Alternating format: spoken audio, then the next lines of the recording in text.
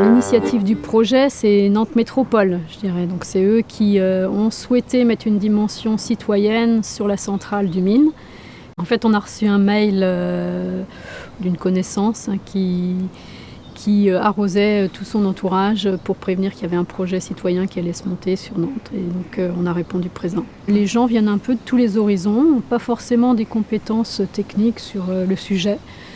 L'idée, c'était d'embarquer que tous les gens qui avaient envie de consacrer du temps, qui avaient envie de s'investir sur le projet et qu'ils apprennent en même temps. Et il n'y avait pas forcément un besoin d'avoir une compétence particulière. Des gens tout à fait normaux. Je pense que ce qui nous a le plus marqué, c'est la période de levée de fonds, en fait, qui est quand même une période la plus importante du projet. Où on nous avait dit, vous verrez, on va vite arriver à notre budget, il n'y a pas d'inquiétude. Et puis on avait 2 mois de levée de fonds et au bout d'un mois, on n'était qu'à 35% du total. Et là, il y a eu un petit peu de panique chez tous les fondateurs. Et là, on a tous pris nos téléphones, nos mails, on a envoyé des mails partout pour essayer de toucher le plus de monde possible. Et puis une semaine avant la fin, il y a plein de choses qui sont arrivées, c'est tombé et après on a arrêté et ça tombait encore et finalement on a dépassé notre objectif. Pour nous, le projet il était assez court, il a duré 1 an. Par rapport à la majorité des projets, c'est quand même court pour un projet citoyen. On n'a pas eu le temps de s'ennuyer. Après, on a vu qu'après la levée de fonds, déjà il y avait sans doute une petite démobilisation des fondateurs. Et du coup, on a fait un appel à une nouvelle candidature, des gens qui étaient rentrés dans les associés, qui sont venus nous rejoindre. C'est au départ un projet qui a été porté par 2 types d'acteurs. Des spécialistes du bois énergie qui souhaitaient développer des projets de moyenne taille dans un cadre particulier qui est celui du financement citoyen et de la gouvernance partagée. Et donc, ont été associés dès le départ Énergie Partagée Investissement et également Enercoop Rhône-Alpes. D'autres acteurs nous ont rejoints, des communes, des intercommunalités, puis également des groupes de citoyens déjà structurés au sein d'une société énergie citoyenne. Alors les compétences initiales, elles sont de 2 ordres. De l'ingénierie technique, des spécialistes du bois énergie, puis on a des spécialistes du montage, de l'animation et du financement de projets citoyens. Alors mes raisons personnelles d'engagement, je suis un professionnel du bois énergie depuis 20 ans. Je pense fondamentalement que les énergies renouvelables, elles vont se développer sur les territoires par les acteurs du territoire. Alors pour mobiliser les gens dans la durée, il faut que chacun y trouve sa place. Alors l'avantage d'un projet bois énergie, c'est qu'il y a pas mal de choses à y faire. Donc dès le départ, il va falloir trouver les sites où on peut intervenir. Et donc là, la bonne connaissance des territoires, elle est intéressante. Puis après, on va avoir aussi une phase d'exploitation sur lesquelles il y a à la fois des petites problématiques de style gérer les cendres. Il faut aussi vérifier s'il y a toujours du bois dans le silo et donc être présent à certains moments. Bref, différents acteurs peuvent trouver leur place et s'impliquer dans la durée, que ça soit plutôt sur des phases amont, mais aussi sur la phase d'exploitation.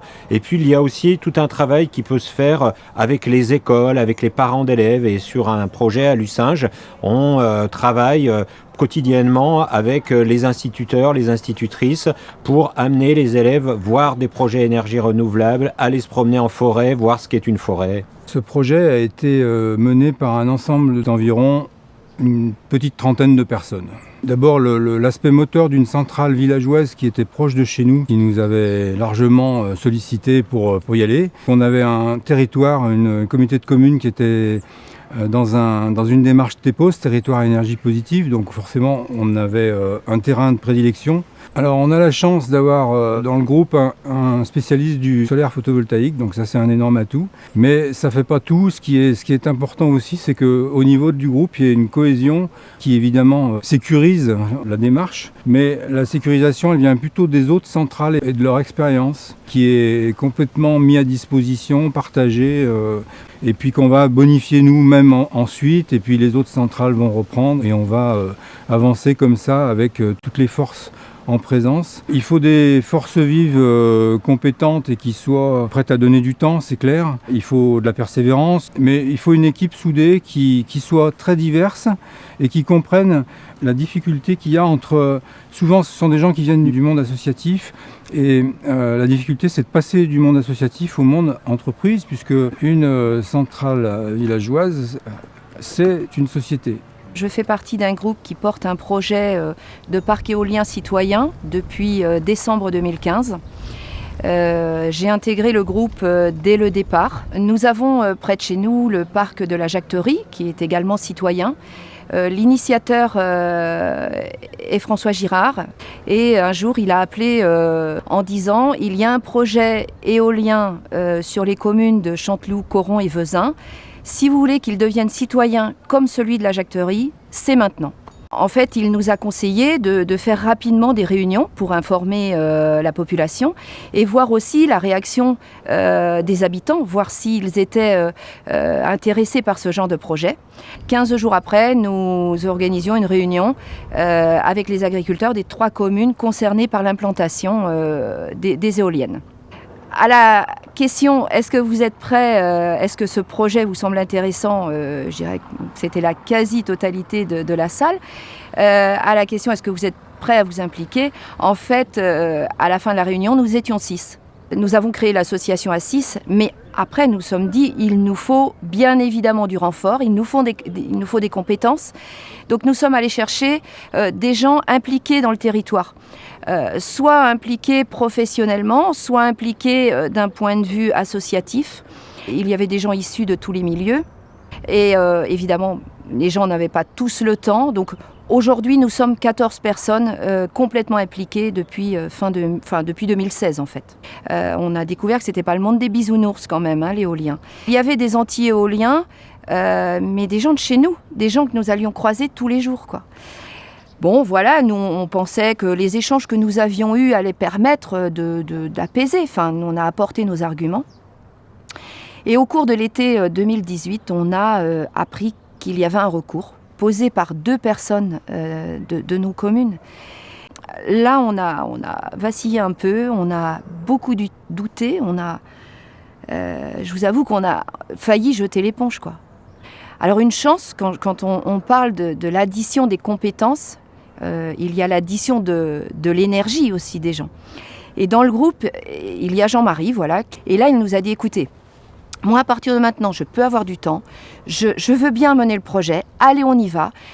Il nous a apporté son énergie positive et on est reparti. Et après, il s'est passé quelque chose dans le groupe, quoi. Depuis, enfin voilà, c'est tous ensemble. Chacun a sa place. Alors, chacun a sa place. Le A, on peut le mettre avec un accent et sans accent. Et ça, c'est très fort, quoi. Alors, nous sommes fixés 6 objectifs. Donc, le premier, c'était fédérer la population, apporter une dynamique citoyenne en territoire rural, participer à l'autonomie énergétique du territoire, créer de la richesse non délocalisable, garder une gouvernance citoyenne locale, ça c'était aussi essentiel, et puis créer du partage économique. Voilà les 6 valeurs auxquelles on se raccroche si jamais on perd de vue nos objectifs. Donc aujourd'hui, nous avons réuni 264 citoyens, 264 associés. Alors nous avons 2 grandes satisfactions. La première, c'est que parmi nos 264 associés, nous avons 25% de jeunes de moins de 35 ans. Les jeunes, c'est la gouvernance de demain. La deuxième, c'est que sur les 264 actionnaires, il y a 33% de femmes. Alors sur nos 3 éoliennes, eh bien, il y en a une qui appartient aux filles. Et ça, c'est juste super. Alors nous n'allons pas demander aux constructeurs de la peindre en rose, on n'en est pas là. Mais en tout cas, ça, on est vraiment ravis, vraiment.